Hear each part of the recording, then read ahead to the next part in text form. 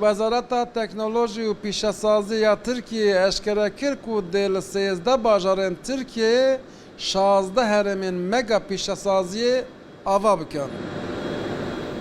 Herêmên pîşesaziyê yên megayê ji herêmên asayî yên pîşesaziyê qat bi qat mezintir, firehtir û teknolojîktir in.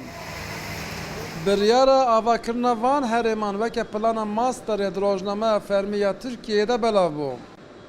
Tiştê balkêş ew e ku di nava bajarên ku pîşesaziyên megayê lê têne avakirin de tu bajarekî Kurdan cî nagire. Bakur li dervê vê projeyê hatiye hiştin.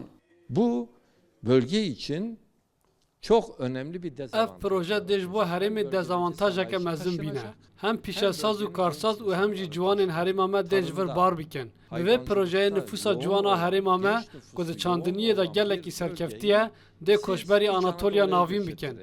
Hûn bi vê planê wisa dikin ku hemû ciwanên me yên herêmê koça Anatolya navîn bikin. Anadolu'ya göç ettirecek yeni bir planlama yapıyoruz.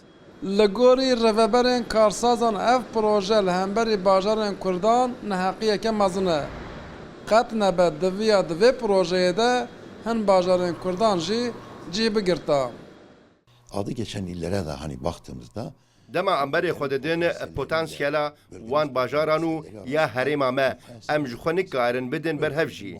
Potansiyela herêma me gelekî zêde ye. Di razemeniya geşt û guzariyê de, di çandiniyê de, di madencîtî û enerjiyê de potansiyela herêma me gelekî baş e. Ji ber vê yekê divê rayedarên hikûmetê di demeke herî kin de biryarê bidin ku Diyarbekir, Mêrdîn û Batmanê jî bixin nav wê planê. Eger wisa bikin divê şaşiya xwe jî serrast bikin. dönülmüş olacaktır. Ji avabûna Komara Tirkiyeyê ve nîqaşên paşvehiştina bajarên Kurdan di hêla aboriyê de her hebû. Wisa diyar e ku ev nîqaş ji îro pê de jî dê her berdewam bike.